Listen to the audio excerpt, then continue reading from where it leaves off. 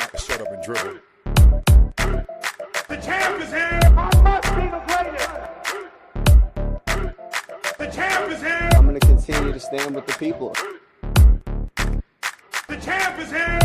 I will not lose. I'm a bad man. I shook up the world. Yes, welcome. You could have been anywhere in the world, but you were here with we. My name is EJ, and I got my man. MH. Yes, he is the DB of the show, and we are Black in Sports, giving a voice to the culture that won't shut up and dribble. Here, providing the best interviews, best personalities in the game and in the boardroom, covering it all, laughing it all, while providing a platform to be heard. And you guys know how we do it, man. We jump right into it and want to welcome our guest. So he is a strategic advisor at the intersection, all right, of sports, entertainment, technology, and venture capitalists. That's a busy-ass intersection, man. But, hey, he's going to get us all figured out and let us know. He's also the founder and president of Society Group Co. We're going to get into that and so much more, so I hope you guys are ready to tune in. But, you know, there's no other way, but we just want to clap it up and say, Markus, thank you so much for joining us. And how we join the show, how we start the show is with a shoot your shot moment, man. And this is where we kind of put you front and center. And you give us a shoot your shot moment, man. It could have been anything from your elementary, your young days, or first starting off in the sports, or just kind of shooting your shot in your business life. But give us a shoot your shot where you either won or you learned a lesson. Yes, most definitely. First, like EJ and MH, thank you for having me on such a great platform. I'm excited for today's session. For me, as far as a shoot your shot moment, I would say during my college career, when I decided to stop playing basketball and really dive into the corporate space, I didn't have any internship experience or really anything like that. So it was like kind of starting from ground zero. And for me, really shooting my shot, all the top companies I really, came across the tech space, for example, I knew I wanted to kind of break into that. So reached out to a lot of different executives, put myself really out there, and eventually was able to land an internship at SAP, which is a software company where I started my career. So that was a big time thing for me, and definitely had to put myself out there and shoot my shot. Well, I mean, we got to get into that part of it, man, for sure. But where did your love for sports start? I would say pretty young. So for me, I grew up in the South Jersey area, like right outside of Philadelphia. My dad played college basketball, so kind of grew up really closely to the game. And also my younger brother played. So us growing up, we were always around every sport from basketball, football, soccer, baseball, trying everything out, seeing which one stuck. And fortunately for us, we were blessed with some decent height. So we ended up basketball kind of picked us versus the other sports. So that's how it all started for us. Okay, Voorhees, New Jersey. I like the way how you described it, like, I was Voorhees. So I had to look it up, man. Well, talk to me, man. How was it, sports in that area, the competition? Tell me a little bit about, I know you said it from your family dynamic, but how was, like, the competition, the rec ball playing coming up in that area? Yeah, so as far as how Voorhees is structured, it's pretty much like 20, 30 minutes outside of Philadelphia. So I would say for us, it's called the tri-state area as far as Pennsylvania, South Jersey, and Delaware. So for us, I say we have a really strong talent pool, and a lot of the athletes in the suburban areas like Voorhees or even Delaware, they all, go to Philadelphia and play. So I think Philadelphia is known for its tough basketball culture, but I think that overall it was such a great learning experience for me. I got to meet a lot of lifelong friends, do a lot of these battles on AAU, high school games and all that. So I wouldn't trade the experience for nothing. And I think that Philadelphia, that extended Philadelphia area has a lot of great talent that came from there. And I'm sure they'll have even more that come from it in the future. Yeah, I kind of want to get into the relationship there. My brother lives in, I guess you would call it North Jersey, closer to the Manhattan area, and I know he's always going back and forth. He's a basketball coach, but recruiting and everything like that. What are the dynamics between the north part of the state and the south part of the state? How does that part work? Yes, so as a lot of New Jersey natives say, you're either from North Jersey or South Jersey. I personally believe in the Central Jersey. So as far as the comparison, I look at North Jersey more like the New York City extended area. So they take a lot of their culture that's kind of very similar to how it is. For South Jersey, I would say it's more so like Philadelphia. So for example, in the Voorhees area, or even across the bottom half of the state, a lot of people tend to root for the Philadelphia Eagles or the Sixers, while towards the top of the state, they're more like New York Knicks fans or the other New York teams. So that's kind of the different dynamics. So it's you're in the same state, but depending on where you are, you have a totally different culture. So for us, we're more closely aligned to the Philadelphia side of things. So I like that, man. One thing's looking up. A lot of sports talent coming out of that area. So I was wondering, I'm like, all right, so since was it doing the tri-state area or was it just strictly Voorhees, right? Because I'm looking at soccer, hockey, a lot of basketball, a lot of football as well. I mean, you're talking like people like Brian Dawkins and who else was from there? Like I saw, was it Hank Baskins, who's famous for missing that onside kick? But just a lot of Mike Mike Golick, Jaws. You know, it's just a lot of talent. There's probably other names that you could go on. You know, that's just such a rich history from that from that area. Now, is that like a certain school that developed that, or is this just kind of like a collective, like you said, the Tri-State? I would say a collective. So the beautiful thing of it is like there's a lot of like Tri-State produced talent that come from there directly, but also I would say a lot of people move in. So for example, when you look like the Philadelphia Phillies, the baseball team, the Philadelphia Eagles, the Sixers, like a lot of them, they tend to reside in South Jersey. So like because of that, like it's a very rich culture where like they may be there or their kids may be there. So it's like a lot of, you know, really strong athletic people. And I'm kind of like, they also, you know, pour back into the community pretty well. So they may have like different camps, or they may like, you know, coach the middle schools or high schools or volunteer. So I think being able to have them around, people who made it at a high level and they're able to pour back when they can into the up and coming generation, that's like a big thing that I really think reinforces the success of the like South Jersey culture in the sports space. And Brian Dawkins is different, bro. It is. And it's funny you say that. I was talking to a coach years ago about the sports here in Nevada, and he was like, hey, there's only 2 colleges, right? So when the athletes are done playing and they, you know, go back to their home state, like, you know, there's not a whole lot of, you know, high level athletes that are raising families. And he was from Ohio. So he said, yeah, there's colleges everywhere. They come home and there you go. So when basketball became, you know, the thing for you, how did you, you know, get into, I know you said height kind of chose the sport for you, but what was the mindset when it was like, okay, yeah, I'm a hooper now? I know there's a certain mindset that comes, particularly growing up in that area. Yeah, I would say, you know, I dabbled in the game growing up and things like that, you know, but honestly, I like things like computers and like things like that more often. So it's like eventually I decided to, you know, take basketball more seriously around like, let's say 6th or 7th grade. I'm out of middle school, and I was also growing a little bit then slowly. So that's when I started really diving into it. So I would spend a lot of time with my brother playing pickup or gathering all our friends and going to courts and just, you know, playing as much as we can. Also doing like skills and drills, like doing the player development stuff, playing with AAU teams, just really trying to ingrain ourselves as much as possible. And then my dad, with him playing, he was able to also mentor me and also connect me with some of his different friends that also understood the basketball game. So that helped me a lot. And over time, I eventually, you know, really got a strong passion for it and wanted to, you know, really develop my game and things like that. So I spent a lot of time this summer trying to sharpen up my skill set. And I think a lot of those lessons, like even as far as trying, failing at different things, that's all helped me so much today. And I think that a lot of the traits you pick up as an athlete are really, you know, really the foundational blocks for your lifelong journey. 100%, man. And then so as you know, get the building blocks, right? Like having, you know, have a dad that plays and knows the game and can, you know, provide, you know, certain insights, you know, playing at a certain level. And then the height, that definitely helps. And just, you know, overall love for the game. What caused there, like you went to high school in Phoenix. So talk to us about how that transition happened, and like what was the genesis of making that happen?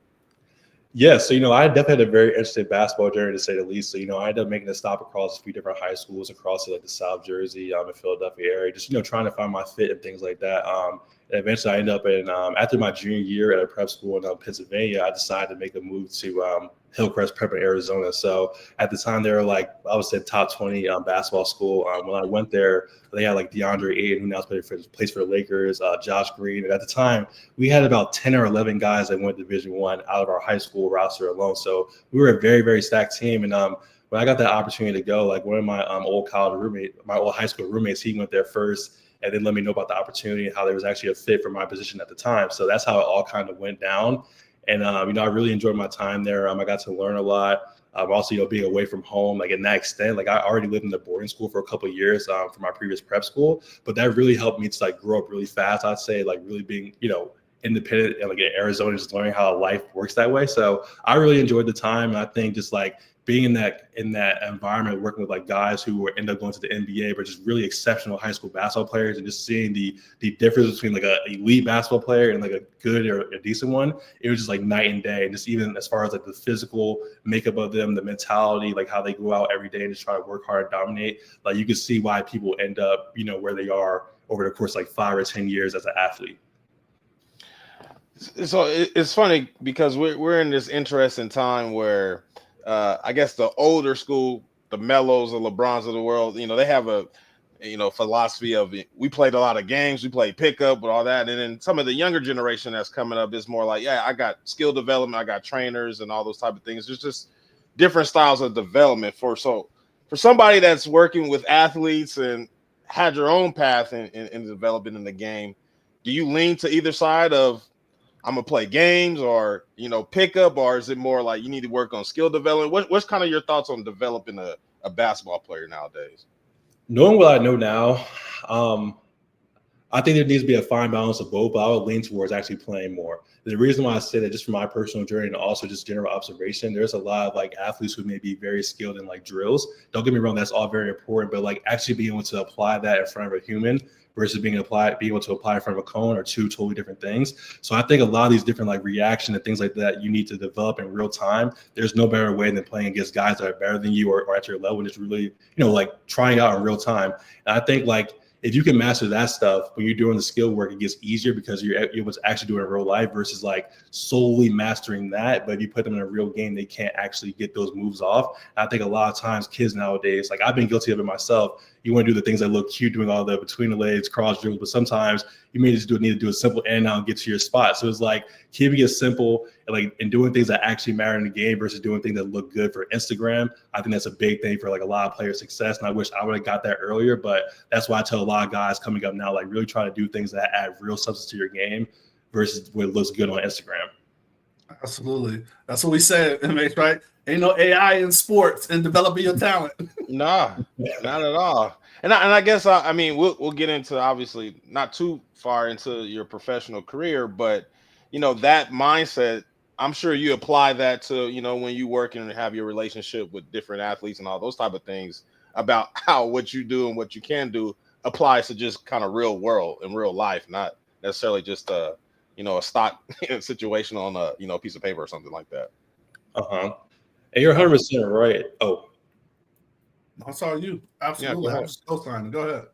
Yeah, and just like the skill sets and just the approach you have to take to be great at your sport every day. I think like athletes, they underestimate just how much that translates across other areas of life, like in business when they're done.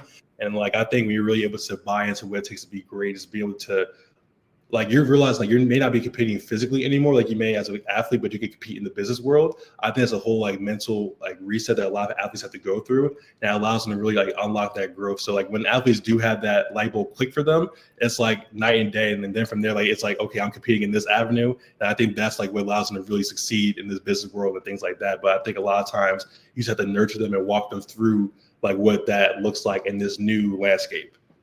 100%. So tell us the journey, right? So, you're playing prep ball and, you're preparing to say what that next level is. Tell us about the recruiting process and, why you chose the colleges, because you went, like you said, kind of like your high school career where you did a couple of schools. You did the same thing kind of going through college.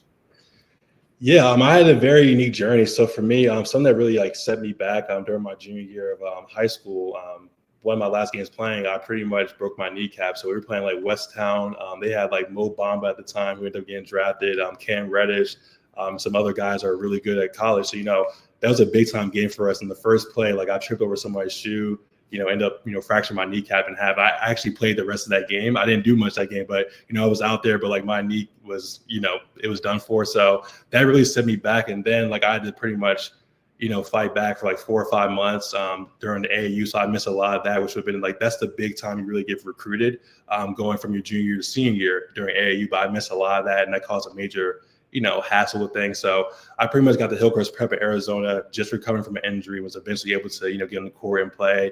Had a pretty cool year. I would say I was like the 6th man or like the 5th starter a lot of times, depending on who we played. So we played like a lot of really great guys, a lot of pro guys like Shea Gilgeous-Alexander, and a lot of other guys who were like top 25 in the class.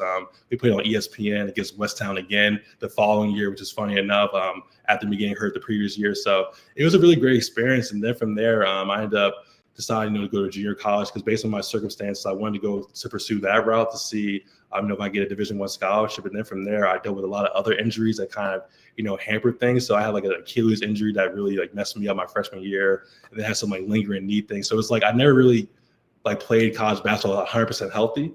Then eventually I was fortunate enough to get a scholarship at Lincoln University, where my dad also went. I played basketball there. Actually, my junior year, I played with a fractured foot, like 80% of it. So, like, a lot of my college career is unfortunately hampered by injuries, but, I still really enjoyed that experience and just like being able to learn, like really understand what it takes to be a team member and just like push through a lot of those things to do what's good for your team, whether like, it results in the desired outcome or not. You named some names, man. So I want to know, like, who would you say is the best player that you competed against, man? I've heard about the legendary Cam Reddish as far as his high school game, but who was your top that you played? A top guy that I played, I would actually say like Kevin Porter. I was very impressed with him. So, we played guys I would say that were, higher ranking per se throughout the season, but like we played him in during the summer in like Tacoma. I spent some time out there.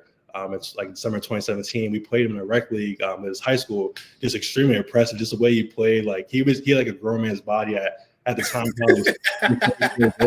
And, mind you, like I'm used to playing like other like really good 7-footers or really physically imposing, but for him, there was just something different about him. It's like I could see him being a pro guy in a year or two. Like even though the rankings may not have caught up to it yet, I could just see by certain things he was doing in comparison to other guys that had already been there that he just had a lot of that it factor. So like I was surprised to see that he eventually was able to make it to the league.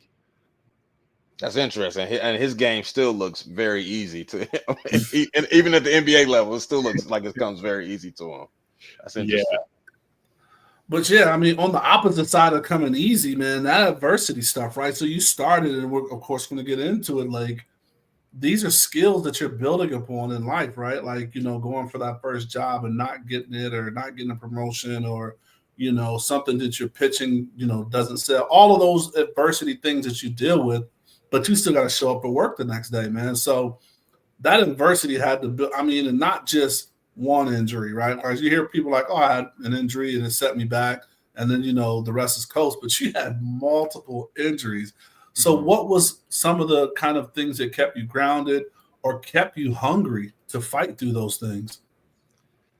Yeah, in the sports world, like you put so much time into your craft, just trying to make it and things like that. You have certain outcomes you're trying to get to. And, I had certain expectations for myself, even though they didn't necessarily realize the way that I wanted them to. I always tried to stick to it. Like I always felt that like you can't control the output of things, but you can always control what you put into it. So I always just try to do what I can, like take it day by day.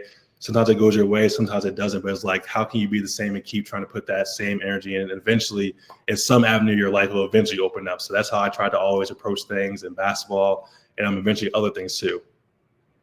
Man, that's crazy. Go ahead. I love it. And that's definitely a mental mindset. So I guess what in your upbringing prepared you mentally to deal with adversity? And then the transition from getting out of sport into, other walks of life.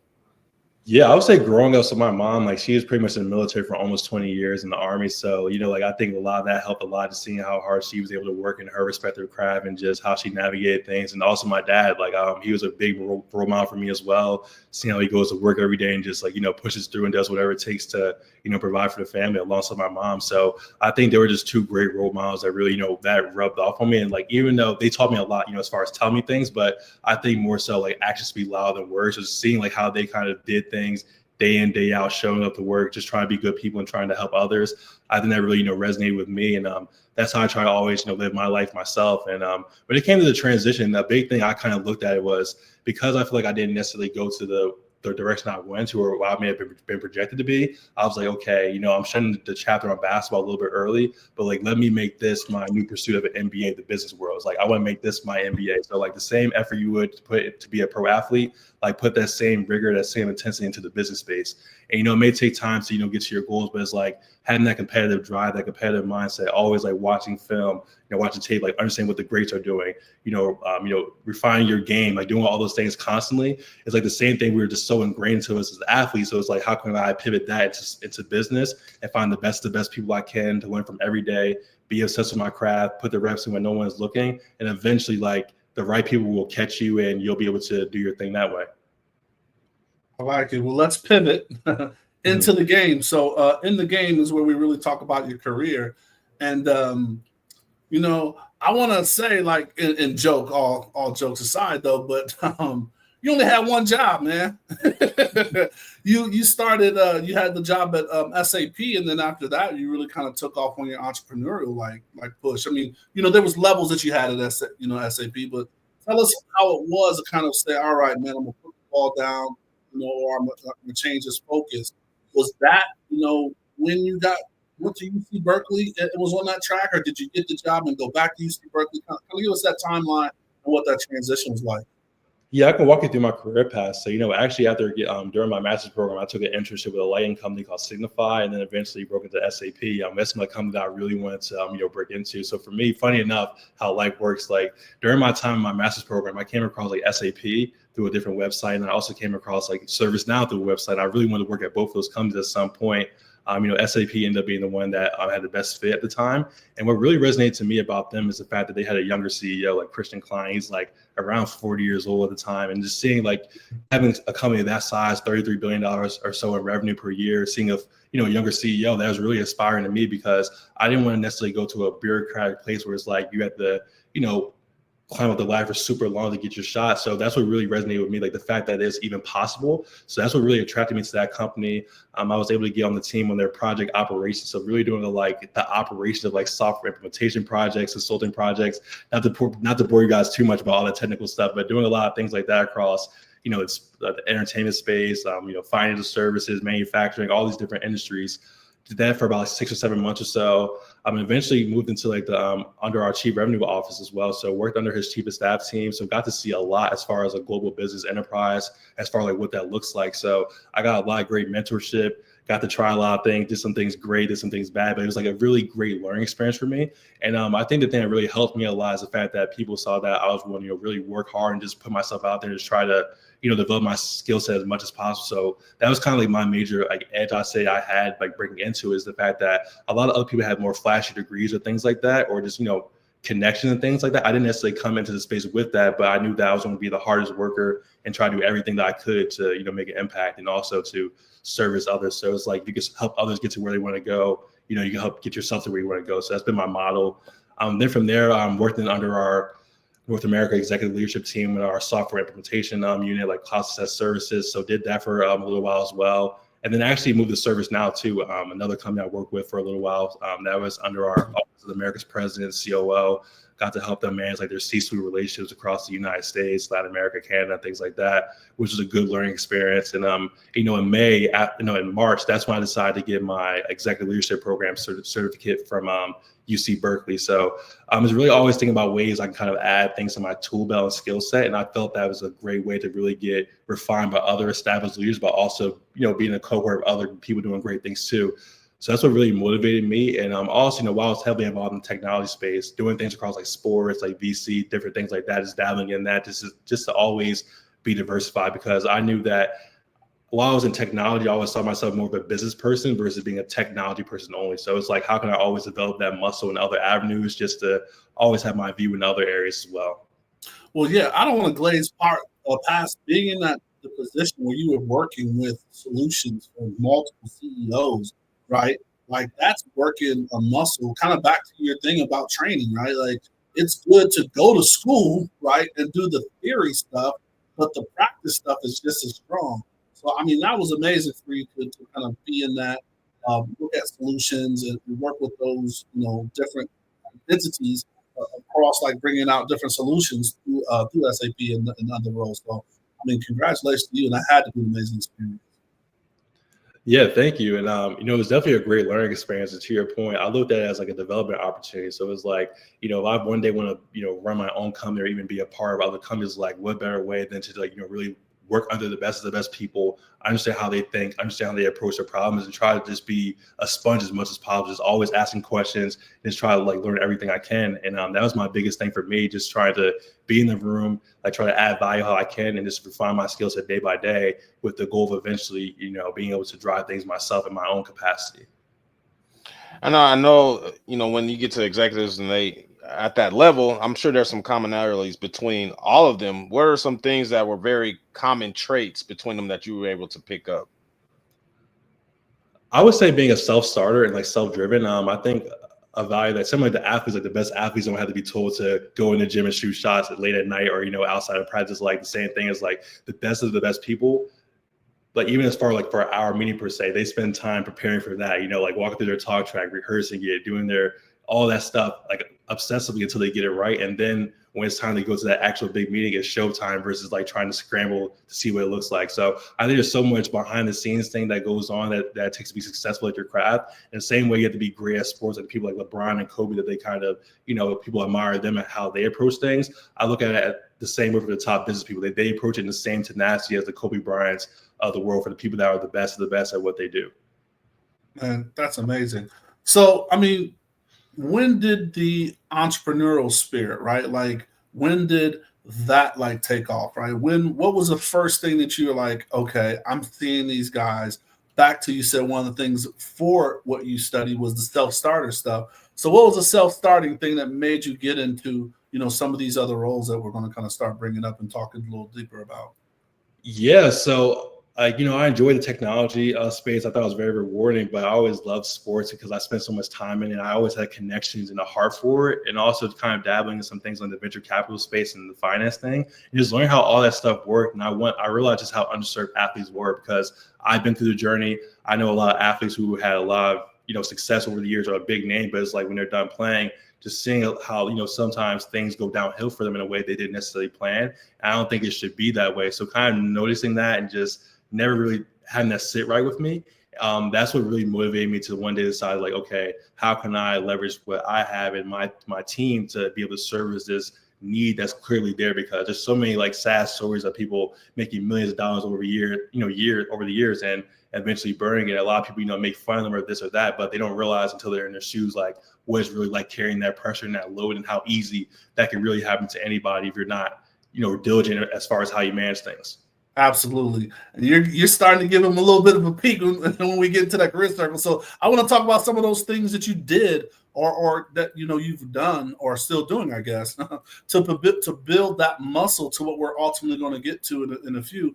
So you work with Position Sports, they are out of the Phoenix area, but like we have Position Sports, they've been growing. Especially with is it Dream? Is that the Dreams, or Dream is the other kind of cohort that they have kind of going on? I think that's amazing. So what is some of the work that you do with Position Sports and the Dream cohort? Yeah, so the Dream Foundation is Position Foundation.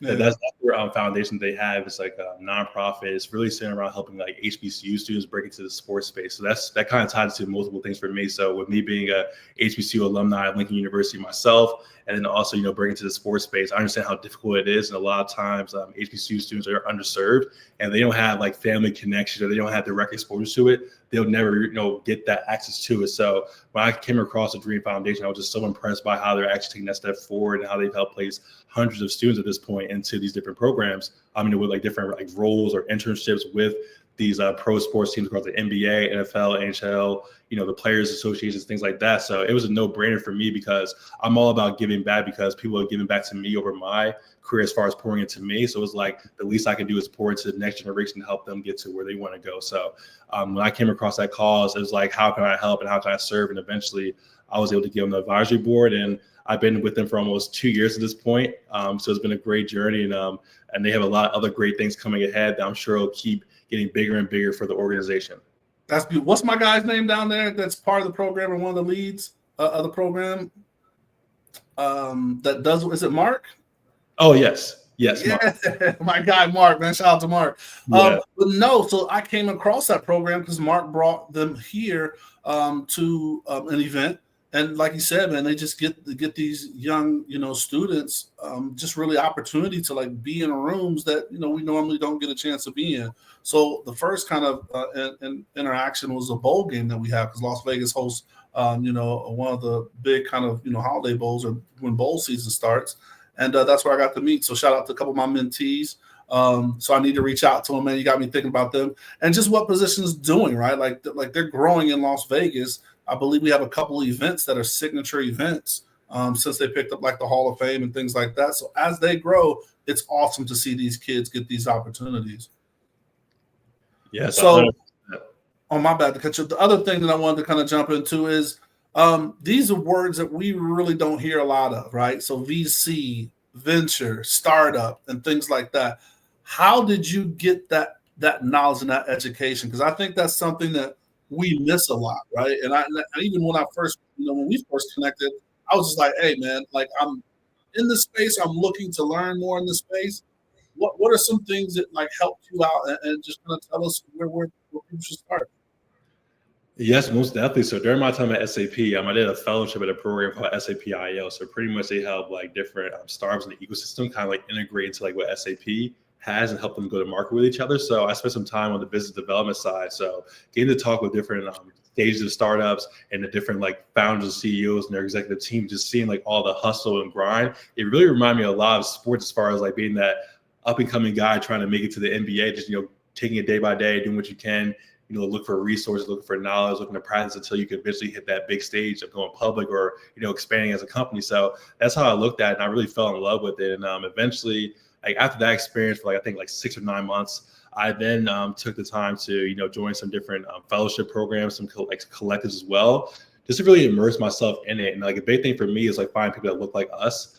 Through like one group I'm a part of, and it was a really great experience just seeing like how these people, like some of them were super established in the VC space, some of them were like very early in their career in it, but they're all just trying to help each other rise up to learn more. And I really appreciated that aspect, and I really just dove deep into that community, leaned in as much as I could, and just talked to as many people as I can. So for me, it's like I want to understand like how people approach their career path, like what their goals are, what their investment strategy is, just learn all these different things, just picking up all the terminology, and eventually I was able to create my own perspective on it.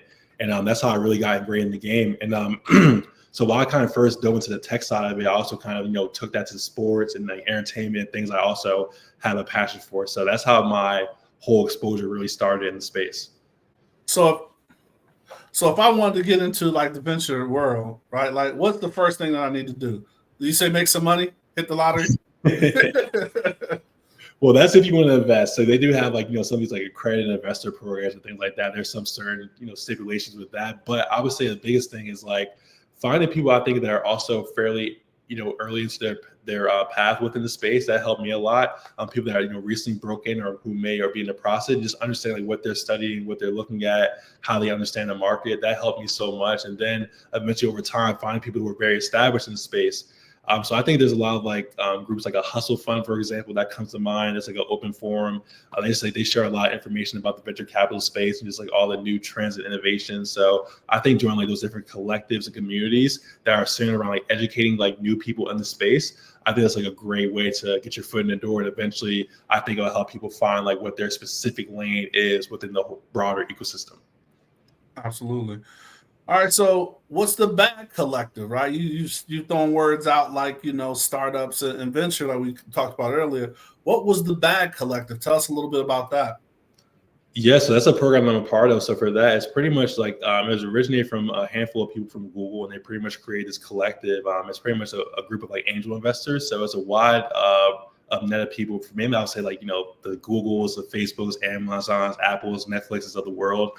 As a very great collective, but also some other top tech companies. And for them, they do a lot of investing in like the tech space per se. So that was like a great thing for me, just being able to be a part of that and just like learn how they approach things and just have them pour their resources into me, and also like me being able to use the things that I had that I'm good at to help them as well. So I think that fellowship program has helped me so much, just like really get ingrained in the culture and just learn things day by day. And the people there are just so cool and like really willing to help others out. So I've always, really appreciated that. It's definitely a culture that really pushes as far as like, once you get to where you want to go, it's up to you to help others get to where they want to go. So I really admire that. And that's what I think makes the group what it is. So see, I see there was one. So you named all those companies. Those cats are making money. Yeah. But no, it's great, right? Like you don't need to make a lot of money, right? Like if you get together with the collective and you guys all kind of find what your common themes are or goals are for what you want to invest in and what you want to do, and kind of just a group of like-minded people put a couple of nickels together and figure some stuff out, man. So that's dope. Yeah. Now, what happened to what was the other one? Was it Black Ambition? Come on, man. I like the name of that one, but that one, what happened to Black Ambition? Did we lose their ambition? Oh, So that's another group. It's really centered around like helping, early stage entrepreneurs, especially ones that look like us, kind of break their way into it. So it's like founded by Pharrell Williams. So for that, I was like an advisor for one of their HBCU cohorts. So like with me coming from the HBCU space, I understand how important that is for our people to get exposure to that space. So it was a no-brainer for me to just be able to just take some of the things I learned to help the next generation of like college entrepreneurs or early, recent grads. So that's how that whole thing kind of came about. It's been a great thing to be a part of as well. Man, we're gonna have to have you just like publish a list, like all the stuff in the show notes, man. Like you're doing cohorts with Pharrell and playing with Obama and like, but that's the thing, right? And this is why we have this show, is to open up those kind of, those things for people to do the work, right? Like it's not that you didn't do the work to find these things. And it's nice to have like Dream Foundation to kind of put us, 1 foot closer, 1 step closer to these things. But no, man, we really, really appreciate you for sharing this stuff. It makes before we jump on. Do you have anything else, or do you want to go ahead and hit them with the 3 and outs? No, I can go with the 3 and outs, man. I'm just impressed, man. I'm sitting listen. Appreciate it. I'm just like real impressed, bro. That's real cool, man. Good stuff, man. Thank you for sharing. No, for sure. Thank you. So these are just random questions, so our listeners kind of get to know you better. So texting or talking? Oh, I would say texting. I enjoy that. Got you. I got you. Favorite day of the week? Favorite day? Mm-hmm. Saturday. Okay. Besides the city that you live in and grew up, what's your favorite U.S. city? U.S. city. I enjoy San Francisco. Okay. A nickname that you're willing to share that your parents used to call you? Shark. Okay. Can you give us a little background on that if you can? I like that. It's one of those things, right? It's like I always growing up, like my dad called me that. I don't 100% know why, but it's always kind of stuck with me. It's like an inside family thing, but that's what they called me, my family growing up. 1 to 10, how good of a driver are you? 1 to 10, I would say 8. Okay, good. Fill in the blank for this. Serena Williams is what? A great investor. Okay. Places you most like to travel to? Most like to travel. I really like Toronto, Canada. I've heard good things. Really good things. I'm a big Hey, we say good things. Good things. Good things. Yeah, don't tilt your head that way. Okay, my bad. don't tilt your head. Favorite childhood TV show? That's funny. Oh, I love Power. And matter of fact, let me take that back. I love Snowfall. That's my favorite show. Okay. Favorite season of the year? Spring. Okay, and this is the last one. What's your last Halloween costume? Oh, wow. This is good. Yeah, that's probably at least like 10 years ago. Wow, I can't even. I'm really trying to sit here and think now. I feel like I probably dressed up like as a football player or something like that, or a basketball player, but I guess that's a great question. We need to go through the archives to find it. Yeah, we'll get to the archive. Yeah. That's it. And when you find that picture, you gotta tag us in Black and Sports with it. Please do. That's good stuff. That's good stuff. Hey, really quick before we kind of really jump into the winner's circle, because I think it ties into what you've been preparing and what you've been sharing with us. But I want you to share, because before we get what you're the president, co-founder, and owner of, you do work also with Cold Sports. So I'd be remiss to not really talk about that.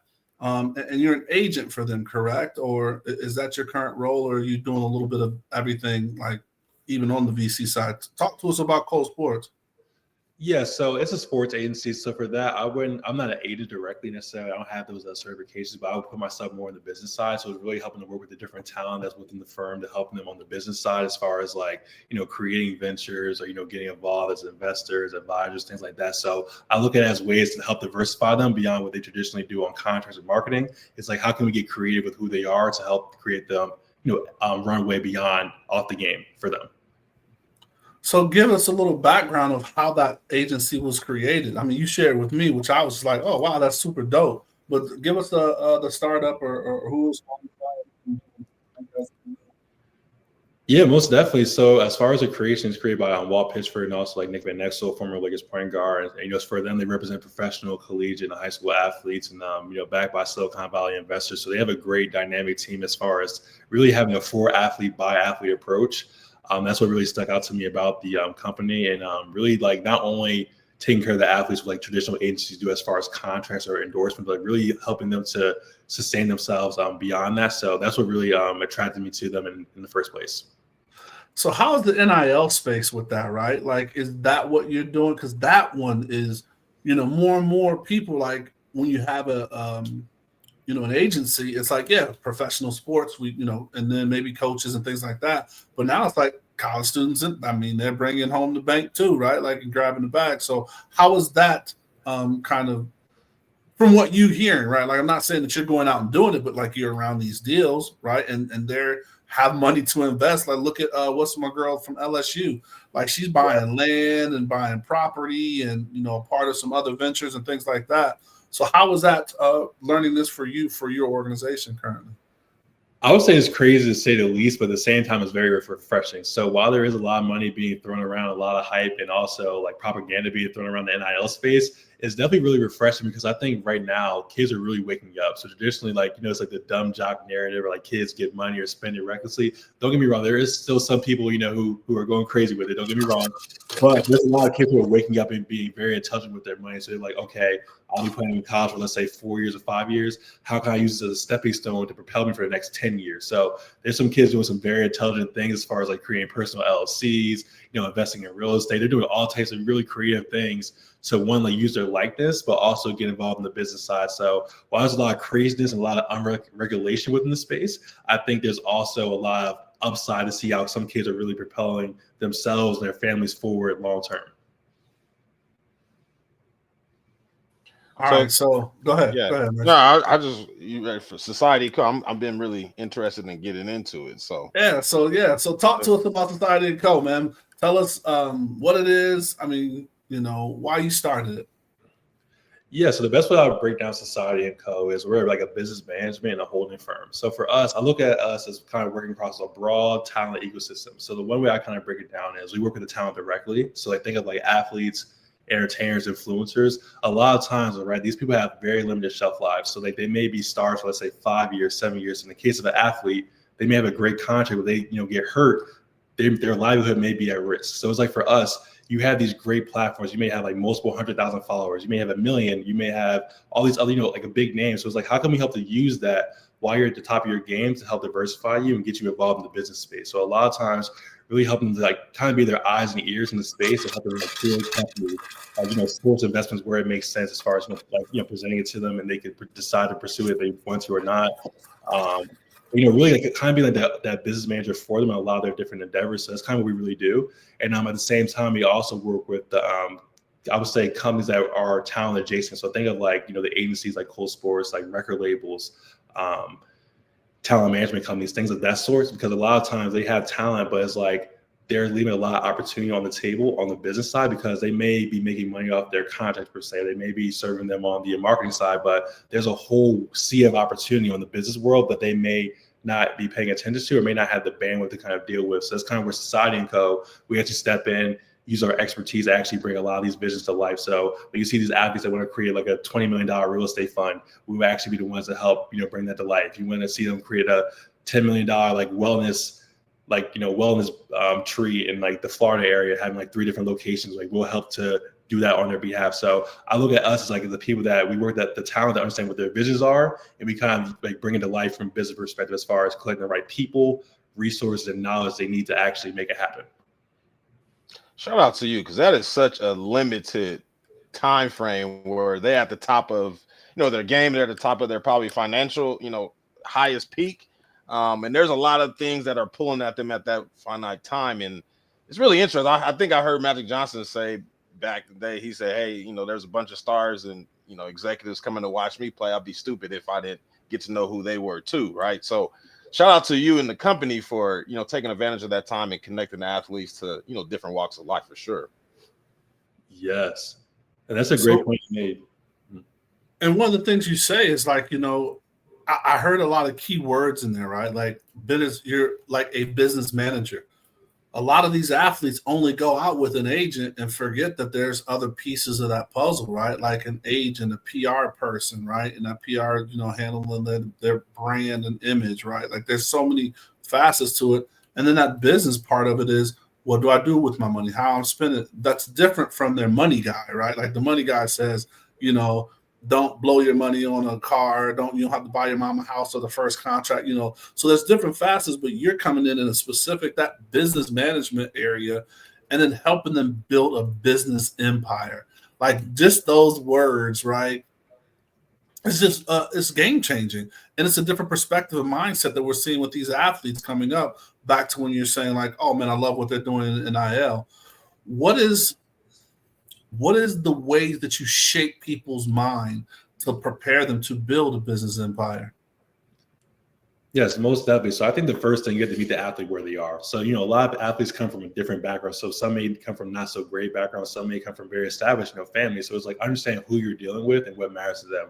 So I always believe like, I don't want to dispute like what matters to me and like hope it resonates with you. I want to understand who you are, what you care about, and make it relatable to you. And then from there, I think it's much easier to kind of work together to get us to that desired end goal. So understand what their goals are. So want to know what they want to kind of achieve over next year, 5 years, 10 years, 20 years, 30 years, sitting down, mapping that out. And then like understand, okay, where are you today? And like, what's the gap to make that happen? Like, what do you need as far as resources, knowledge, connections, things like that, and begin to actually map that and make it to reality. So let's say they want to get involved in, I don't know, they want to become a broadcaster per se. It's like, okay, let's get you around the best broadcasters possible. Like, let's have them mentor you while you're 25 years old during the peak of your career.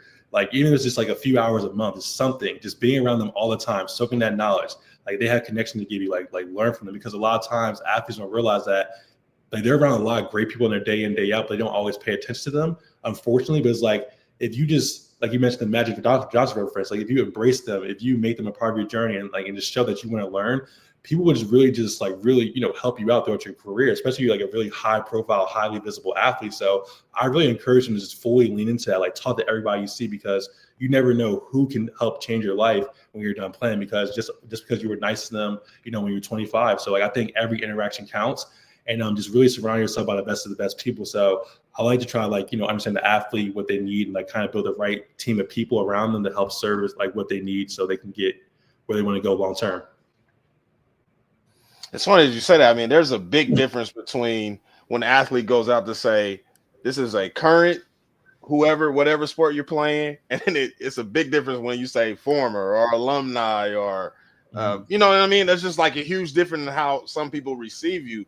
How do you make that part of it so important to the athlete? Because when you're in it, it might be hard to kind of understand that, that finite time.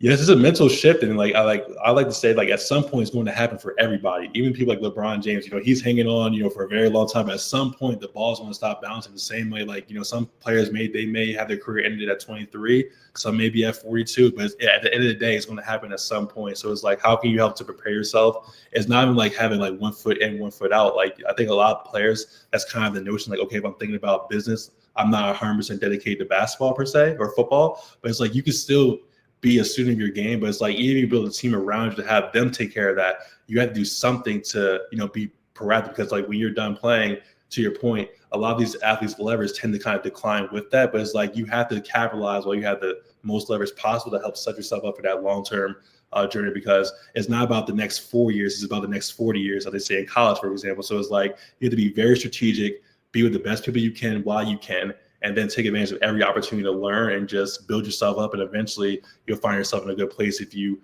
are proactive in that pursuit. Now, you're currently based in Phoenix, but you do get out to Vegas a lot. We appreciate you for that. Where are you finding the talent, right? Like, because, Phoenix has a wonderful sports market, and Vegas is doing its best, not only from a sports perspective, but like the sports tech, the investor and that whole kind of ecosystem. Where are you finding the talent? And then like, I know you said you meet them where they're at, but is it like something to where these certain locations are better than others? Oh, yes, definitely. So I would say the Phoenix basketball market is pretty strong, but I would say for us, we're fortunate to have a lot of natural connections. So as far as my business partner, Society Co., and some of our other people in our circle, they come very deep in the basketball and football space. So that's helped us as far as like recruiting athletes, but also I think as far as us, it's really selling like that long-term business for them. It's not about just like how can we manage you for conscious, but like how can we help to service you as a person and a long-term individual beyond being just an athlete. I think that's what really helps us to separate ourselves from our competition in the space. So that's what we really are always doing, like look for great athletes that aren't just like great talents, but also great people that actually care about their future and want to build versus just like wanting to collect NIL checks or pro checks, because as we know, at some point that's going to end. So let's think long-term and big picture versus just short-term and the flashy things. So when owning a business, one of the things that, it's sometimes tough for a newer business owner to kind of come to this realization. And, it goes through lessons that you learn throughout the process to where they tell you, and it's even in your job recruiting, like when you're going to select your job, there are people that you don't want to work with, right? How do you find the right person to work with? How do you sit down and say, this is who we want to work with?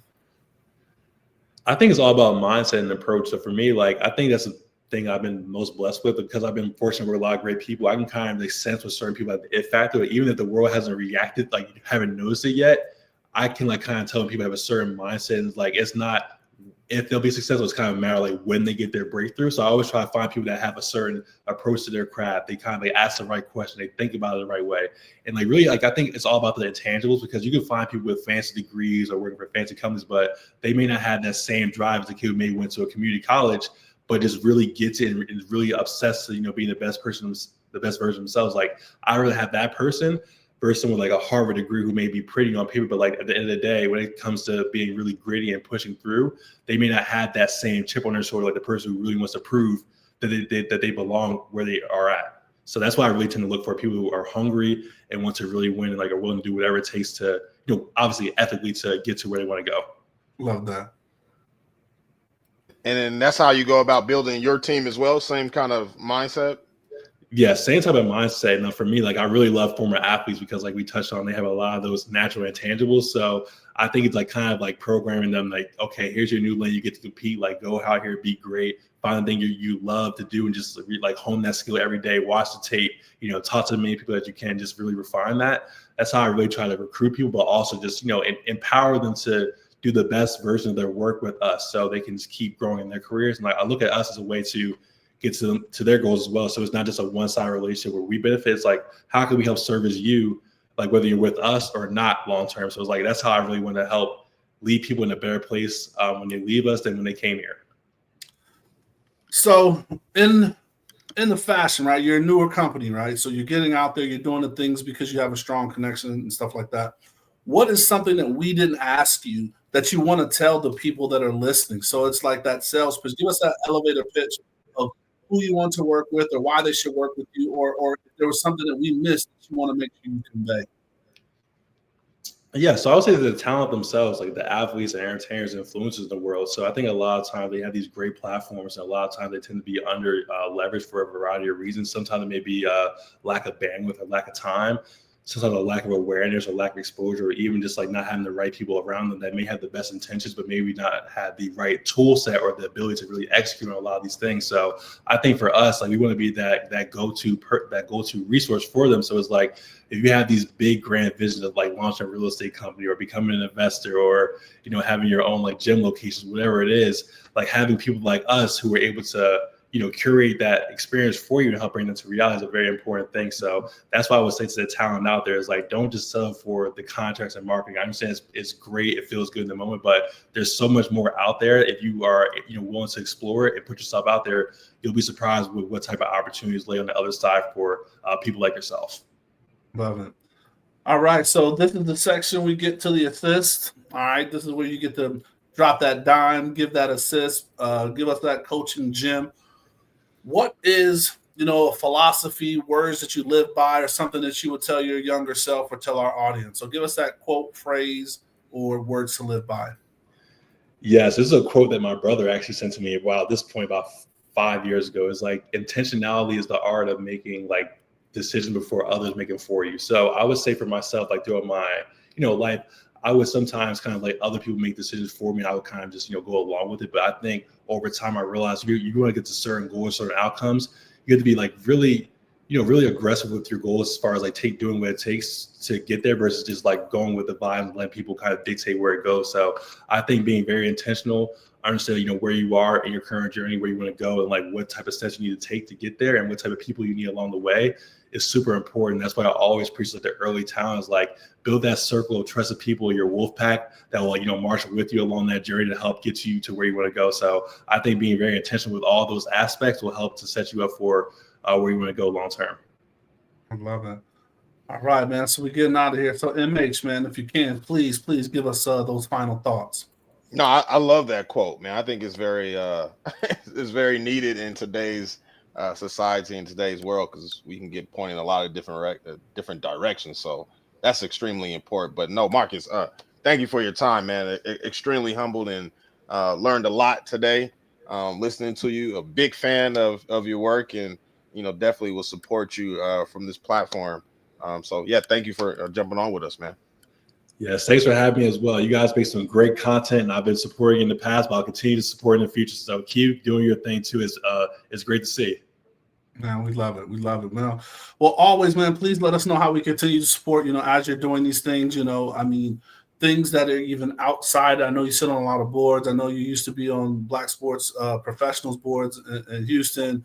You help with the Dream Foundation. So any way that we can support, share stuff, tag us, whether it's on any social media. Also, always continue to know how we can support and how we can also learn, because this is a platform that we want to share with our audience, because that's why Afro Tech kind of got started, right? There's other instances that need to be created, so just people can at least learn a little bit about it and not be afraid to start from zero. We all have to start somewhere, so I hope that they're listening to this show and learn a thing or two. So anytime you're doing great things, man, please share with us so we can share with our audience. 100%. Likewise, I'm always here to support what you guys are doing as well. And keep doing this great, impactful work. Oh, man, thank you so much. Well, hey, we want to thank our guests again, Marks, man. I mean, you dropped the jewels. We were smiling, laughing. Well, we appreciate your time and your flexibility, man. We know how that goes. We look forward to seeing you next time and all the times that you're here in Las Vegas, man, because, you're doing great work and supporting the city here. And most importantly, we want to thank you, our listeners, man. I hope you enjoyed the show, learned some things, and drop some questions in the comments, man. We'll make sure Marcus get those questions, and, we'll put all the information we can in the show notes. But, man, like we always say, please subscribe to our YouTube channel, because visual representation matters. If you see it, you can be it. And listen, we're everywhere where podcasts can be played. And like we always say, please stay safe, practice gratitude, and know we're rooting for you. Screaming, all us blacks got is sports and entertainment until we even.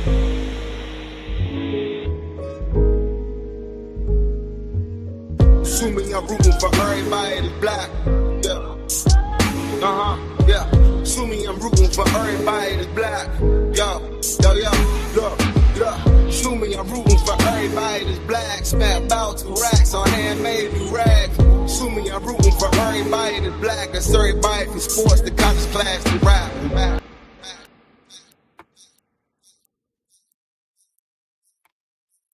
Yes, sir.